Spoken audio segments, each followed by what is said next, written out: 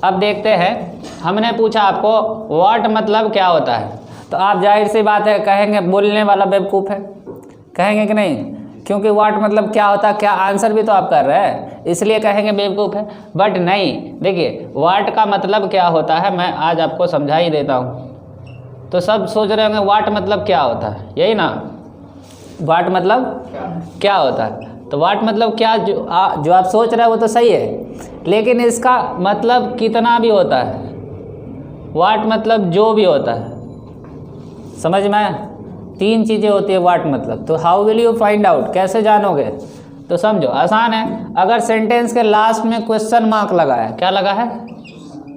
Question mark लगा है sentence के लास्ट में, तो क्या होगा इसका मतलब?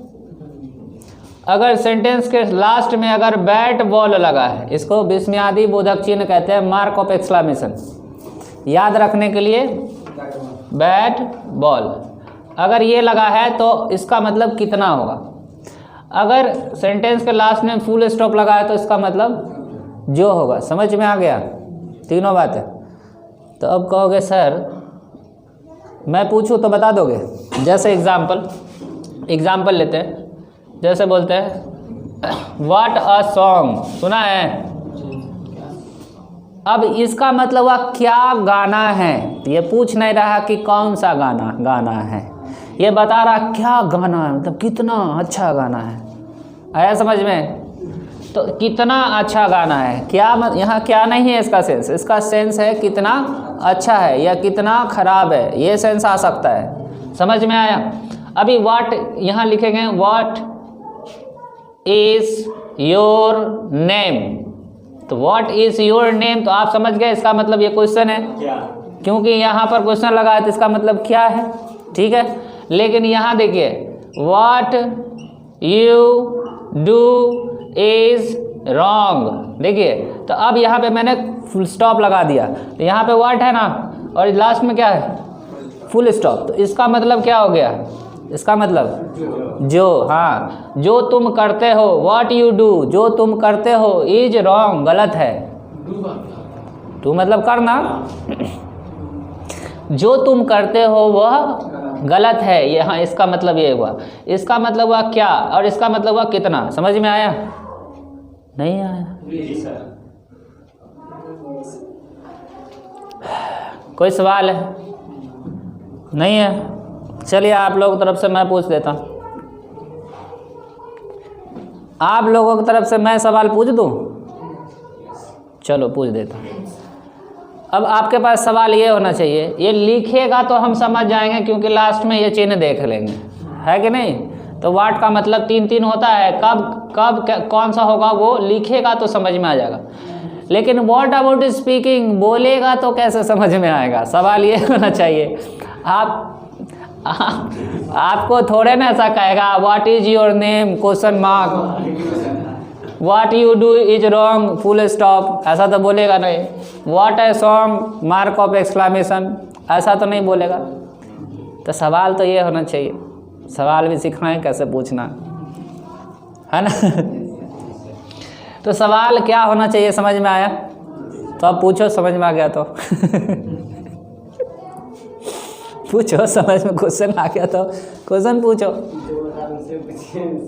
चलिए मैं समझता हूँ, मैं समझाता हूँ। देखिए कैसे क्या होगा, बोल के कैसे समझेंगे। तो अभी आपने बताया था हमको क्या कि WH के बाद अगर हेल्पिंग वर्ब आएगा तब ये क्वेश्चन बनाएगा। देख लीजिए ध्यान से,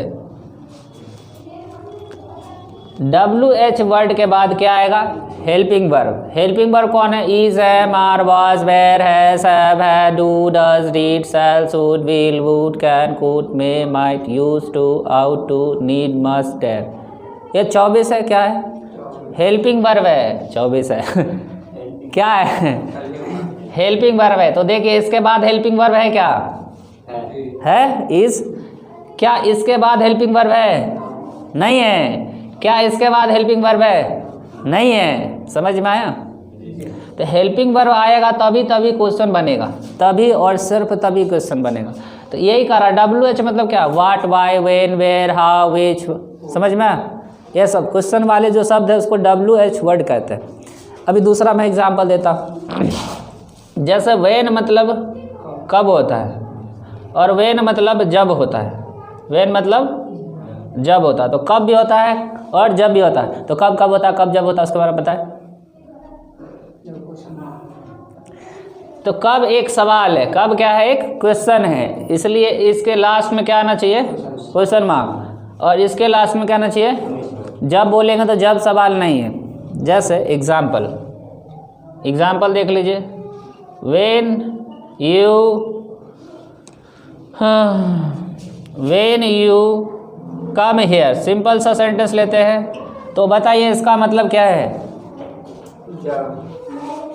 जब तुम यहाँ आते हो। वेन यू कम हेयर, तो जब है, जब तुम यहाँ आते हो। मैं ऐसा बोलूँगा तो क्या तुम उधर से कुछ बोलोगे? कुछ नहीं बोलो। कैसे बोलोगे? क्योंकि ये सवाल ही नहीं है। अब मैं पूछूंगा कब तुम यहाँ आते हो, तो बोलोगे 4 बजे आते हैं, सुझाने दे हमरा से पूछे छे। समझ में आया? अब यहाँ देखिए, क्वेश्चन ये नहीं है, क्या कारण है, इसके बगल में हेल्पिंग वर्ब नहीं है। क्या याद रखना है, बगल में हेल्पिंग वर्ब होगा तभी ना सवाल होगा। हाँ, तो वेन आर यू कमिंग, देखिए अब सवाल हो गया। कैसे?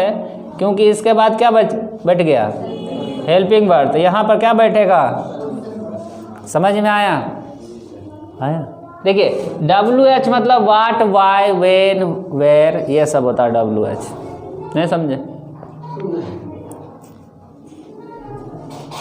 ऐसा वर्ड जो W या H से शुरू हो और क्वेश्चन भी करता है उसे WH वर्ड कहते हैं। जैसे कि वाट WH से शुरू है, क्वेश्चन कर रहा है, why, when, where, which, how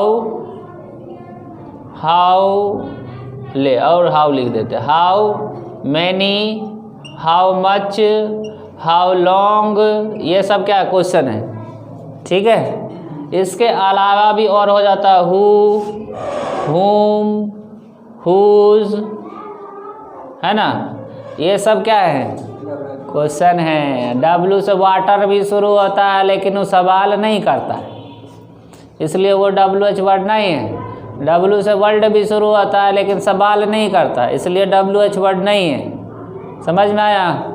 WH word वैसा वर्ड जो W या S से शुरू होकर सवाल भी करता है उसे WH वर्ड कहते हैं। A word which starts from W or H and also asks a question that is known as WH word। समझ नहीं आया? इंग्लिश कर दिए। तो इतने बात है। तो ये हुआ WH वर्ड। ठीक है, ये WH वर्ड के बाद हेल्पिंग बनाना चाहिए, जब मार बजबे रहे सब, यही सारा। समझ में आया? 24 कौन कौन सा आता है, तनी सुन दिमाग पर असर डालिए, संडे वाला क्लास को याद कीजिए। हेल्पिंग वर्ब है is am are was were, is am are was were, has have had, do does did. चलो अब यादें नहीं करोगे तो हम तोरा घर जाके याद करा दे। पहला दिन आए हो, इतना समझ में आया? पढ़ाएंगे, अभी तो इस चैप्टर पर नहीं गए हो, पढ़ाएंगे उसको। ठीक है, कायदे से पढ़ाएंगे, समझ में आ जाएगा, है ना। अभी कायदे से नहीं पढ़ा रहे हैं इसलिए क्योंकि हम इसको समझा रहे हैं। इसको समझाने में इसकी इतनी ही ज़रूरत थी और समझ गए लोग। वाट वाला समझे, वेन वाला समझे, वेन वाला। हाँ, अब इसी के जैसा एक और होता है जिसका नाम है वेयर। क्या नाम है? वेयर। वेयर मतलब कहाँ होता है, वेयर मतलब जहाँ होता है। बोलिए, कहाँ जब होगा तो लास्ट में क्या होगा, जहाँ होगा तो आ गया समझ में? समझ में आया? तो वेयर तुम आगे बताओगे कि क्या लगेगा, फुल स्टॉप। क्यों लगेगा? बगल में हेल्पिंग वर्ब नहीं है, लेकिन लिखेंगे वेयर, वेयर यू लिविंग। अब देखो वेयर के बगल में वेयर लगा दिए तो क्वेश्चन डालेंगे। आया समझ में? समझ में आया? तो एक ही आदमी अलग अलग रोल प्ले करता है। हेल्पिंग वर्ब डालेंगे तो क्वेश्चन बनेगा, हेल्पिंग वर्ब हटा देंगे तो क्वेश्चन नहीं बनेगा। तो आपको याद एक ही बात रखना है, WH के बगल में हेल्पिंग वर्ब आया, WH वर्ड के बगल में हेल्पिंग वर्ब आया तो क्या बनाएगा? क्वेश्चन बनाएगा। लेकिन हेल्पिंग वर्ब नहीं आया तो क्वेश्चन नहीं बनाएगा। बस एक ही बात आपको दिमाग में ऐड करनी है, ठीक है? समझ में आया? व्हाट यू थिंक, जो तुम सोचते हो। व्हाट यू डू, जो तुम करते हो। व्हाट यू बाय, जो तुम खरीदते हो। व्हाट यू थिंक, जो तुम सोचते हो। व्हाट यू डिसाइड, मतलब निर्णय लेते हो। व्हाट यू डिसाइड, जो तुम निर्णय लेते हो। What you see, what you see is not there, जो तुम देखते हो वहाँ नहीं है। व्हाट यू आर सर्चिंग, जो तुम खोज रहे हो। व्हाट यू आर सर्चिंग, जो तुम खोज रहे हो इज नॉट हियर, वो नहीं है यहाँ। समझ में आया? अब व्हाट आर यू सर्चिंग, तुम क्या खोज रहे हो। समझ में आया कि नहीं? अब बिना बोले आप समझ गए कि क्वेश्चन कर लिया। कैसे समझ गए? क्योंकि बगल में क्या आ गया? Helping verb. बगल में हेल्पिंग वर्ब आएगा। What has been done,